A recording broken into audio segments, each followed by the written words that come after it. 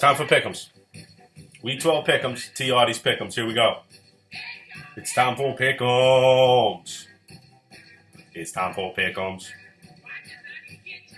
It's time for Pick'ems. It's time for Pick'ems. It's Week 12 Pick'ems. T.Auty Pick'ems coming at you, and with the Naughty Auty this week as always. But let's just do a quick recap. I want to eat some crow. Oof, boy, Thanksgiving. I hope everybody had a happy and healthy and safe and enjoyable Thanksgiving. I had a great time, friends and family. We got to go to Connecticut. Awesome. Food was fantastic. Actually had like 2 or 3 Thanksgivings with friends and family. But with that said, I could not pick my nose on Thursday. UConn lost. All my football games lost. The only bright spot is that we got the PC Friars, and I want to touch on that real quick. There's just 3 things I want to touch on. First off, PC, MSU, tonight, number 3 MSU, Valentine, the guy's like averaging a triple-double, done, unbelievable. I know Friar Nation will be watching 10 p.m. tonight. It coincides with the Pats game, so kind of a tough draw. We're going to be picking the Pats because they're Sunday night, but we'll get to that. Also, 31st annual tree lighting tonight, Nathaniel Green Elementary School, 285 Smithfield Ave, Pawtucket, Rhode Island, 31st annual. Go there. It's a great little thing with the family. They do the tree lighting. Awesome way to kick off the holiday season. And then finally, I want to give a congratulations to now a Massachusetts resident, but a native Rhode Islander, entrepreneur, businessman, came back to Rhode Island. It's going to be great. It's coming to you soon. D'Amico's Authentic Italian Eatery. Congratulations, Chris. I'm so proud of you. I'm so happy for you. Nothing but the best. I can't wait to try this pizza. Wait till you guys hear the crisp on this crust. Anyway, D'Amico's Authentic Italian Eatery coming soon, I believe, to the Warwick area. So those who I want to give us quick shout-outs to, now we got the Week 12 Pick'ems. I did things a little different. I know we usually do 2 at 1, 2 at 4, Sunday night, Monday night. I want to pick playoff games. I want to pick games that have playoff implications. We can't do that on Monday night with the Browns and the Ravens. So what I did do was a quick adjustment because there's only 2 4 o'clock games. One of them being not as heavy importance in terms of San Francisco and Arizona. Yeah, it should be a fun game. It's a divisional game, but I wanted to make it interesting. So the games we're picking this week at 1 o'clock, let's start it off. I got Minnesota headed to Atlanta. Minnesota looking to rebound in Atlanta after the Green Bay loss last week. They just did not get that running game going. And moreover, they allowed Green Bay to run the ball. Really didn't go the way I thought it was going to be. I thought they were going to put the ball in the hands of Aaron Rodgers, and he was going to struggle with that. But it wasn't the case. That Green Bay got it going, so Minnesota looking to rebound. I look for them to run the ball. I look for them to get ADP involved. Defensively, I think Minnesota's a superior team. And then you got to keep in mind, this Atlanta team, granted they're at home, and this is usually where Matty Ice takes off, but no Devontae Freeman. Matty Ice, man, that pick 6 last week, I mean, the upset special came in as I took Indy last week. The Naughty Auty pick of the week comes in with Matty Ice throwing that pick 6. They started off 5-0. They're now 6-4.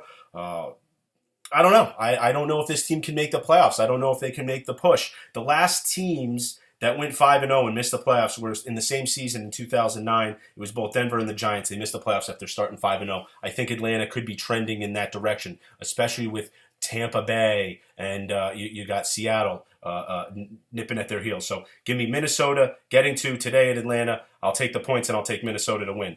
Then I have first place, New York Football Giants heading to the Washington Redskins. Washington getting 3, a home dog today. I don't really know how I feel about Washington. They looked very mediocre last week.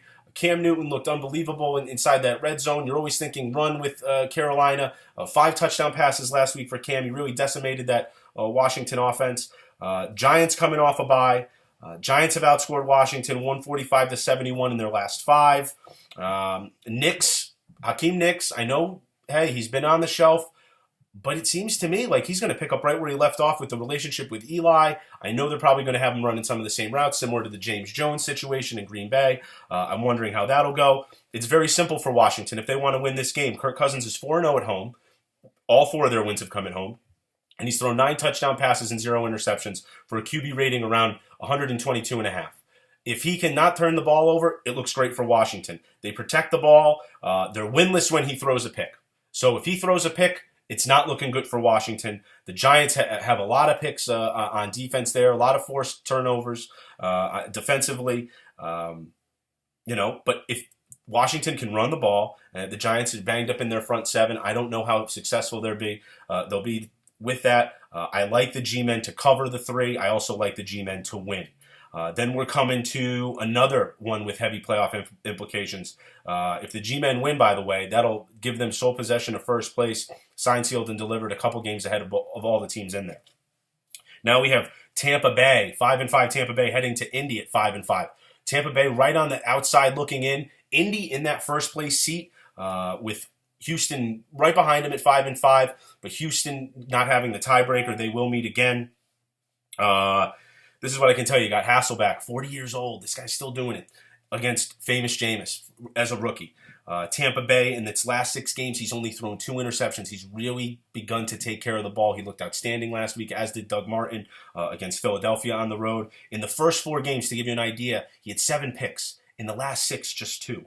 So that's really stepped up. Here's another reason I think that Tampa Bay and Jameis Winston has begun to improve. You got Doug Martin, who leads the NFL with 10 20-yard or more rushes. So he's got 10 rushes of 20 yards or more, leading the NFL. And they're second in the NFL with total rushing yards a game at 142. A great running game always helps a quarterback. Not turning over the ball. Jameis really seems to be getting a grasp on it. I really liked what his podium presence last week, what he was talking about. I think in terms of baseball and how I did today, and every day I can reset and get a little bit better. I'm really impressed with this kid, as I am with Mariota, as I am with Osweiler, as I am with Bortles and Carr. It's really exciting for these young quarterbacks. So I like Tampa Bay getting the 3. The Colts lead the league in turnovers at 22. Tampa Bay's 4th in takeaways at 20. It's the T.Auty pick of the week. I'm taking Tampa Bay, getting 3 at Indy. We went with Indy last week as the T.Auty pick. We're going with Tampa Bay this week. Now, those were the 3 1 o'clock games. We're going to take you over to the 4 o'clock, where I'm only going to be touching this Pittsburgh at Seattle. Pittsburgh getting 3. The Steelers coming off a bye. They seem to be healthy. I can tell you right now, if Ben's in there, I love him. If he has to come out, you can flip a coin. I mean, Seattle could dominate this game. But a healthy Ben Roethlisberger, a healthy D'Angelo Williams, not so much of a drop-off between Le'Veon Bell and D'Angelo Williams. At least that's what we've seen. Whether or not the teams are adjusting and not stacking the box, that's another story. He's still been productive. So I think they're going to be healthy. Seattle, 3-6-1 against the spread. I don't like them being the favorite here. I just don't think of them as a favorite. At least not yet. If they can get into the playoffs, that could be another story. But right now, they still have a lot to prove to me. Can Rawls repeat what he did last week? I mean, he looked unbelievable, and he has when he's filled in for Marshawn Lynch in these roles. I think out of the 3 games he's gotten time, or 3 games he's started, 2 of the games have been uberly productive. Only 1 of the games has seen him kind of, flutter away, and I think that was in a primetime game. Let's see. What am I saying here? So, also keep in mind, if Minnesota loses, this is a huge game for Seattle. They need to win. They need to make a push these last 6 weeks. They're already on the outside looking in.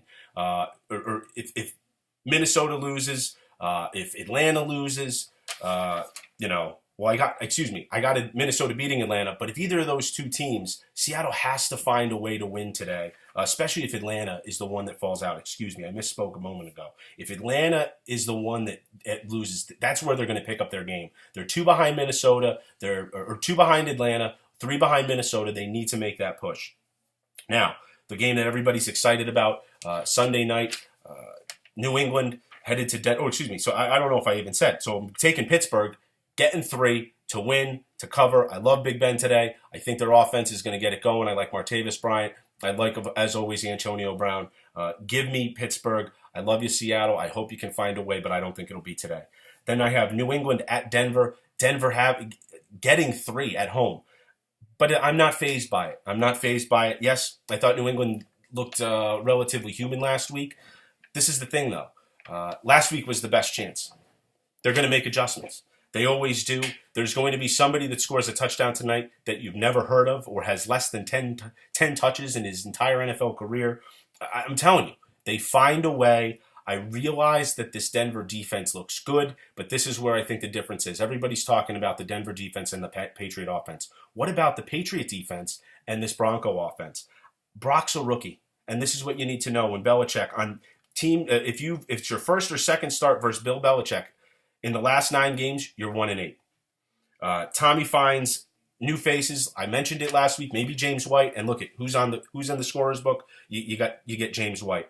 Believe it or not, Denver, as dominant as their defense has been in the first half of the season, the last few games, New England has actually been more productive. I like them to get to Brock Osweiler mentally. I'm not saying they're going to knock him around, but I think they're going to make him think he sees things. And as we always do with a Bill Belichick team, I think there's going to be turnovers, and it's really going to catch this team off guard.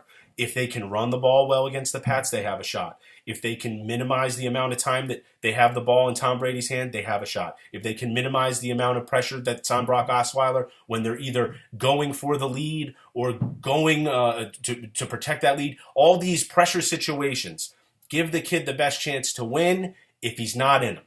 If there's a lot of pressure, I love the Pats as they always seem to rise to the occasion. I think tonight will be no different. Give me New England to win and to cover the 3. So I'm pretty sure. I think they're going to come in 24-21 maybe, 27-24. I think this is going to be a great game tonight, but I like New England to cover. 28-24 would give me the cover. So I like New England tonight. And then Monday, nothing to be too excited about. Just kind of interested to see, a lot of people kind of write off these teams. Baltimore, Cleveland, you got Baltimore 3-7. I think Cleveland's 2-8. Terrible. Their seasons are over. I believe Baltimore still has a chance at the playoffs, but with Forsett out, with Steve Smith, with your first-round draft pick, Bernard Perriman, with now Flacco out, I think I said Forsett. I mean, they're decimated by injury, the Baltimore Ravens. What I would like to see is who are some of these young guys to look for next year. You got Matt Schaub coming in at quarterback, Javarius Allen. Let's see what you can do. Cleveland's one of the worst in the league, if not the worst, allowing 138 rushing yards a game. Let's see if you can get the ball really moving against this Cleveland offense. But the big difference for me is Cleveland has lost 5 or 6 in a row, or 5 in a row. The last time they did win, it was against Baltimore, at Baltimore. I think McGowan gives him a better chance to win than Johnny Football. He had 457 yards, 2 TDs. Barnage went off for 8 receptions, 139 in that Week 5 win. I really like Cleveland tomorrow night. I know it sounds crazy with them. Cleveland -3 given points. It just sounds dirty. But give me the Dirty Browns to win, to cover, and we'll see how we go. Just so you guys are up to speed, I am really licking my wounds here with the against the spread. After Thursday's fiasco, I'm 17-25-3 against the spread, 27-18 straight up. Still 5-1-1 with the T.Auty or upset specials. Last week, the Colts at +4 with Atlanta against Atlanta. Today's T.Auty is Tampa Bay +3 at Indy. And just to give you a quick recap, give me Minnesota to cover, or Minnesota to win and cover. They're getting 2. Give me the Giants to win and cover. Give me Tampa Bay to win and cover. Give me Pittsburgh getting 3 to win, cover. New England -3 to win, cover. And Cleveland -3 to win, cover. I realize when they're getting points when I say to win, cover, it's the same thing. But I just want to be clear. We do against the spread. We do straight up.